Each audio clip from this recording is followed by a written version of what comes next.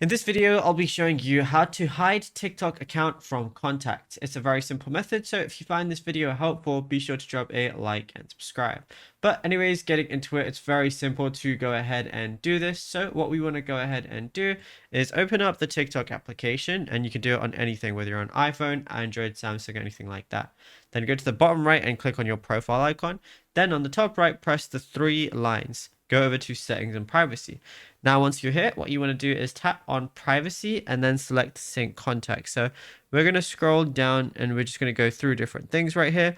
And you're going to see contacts and location under preferences.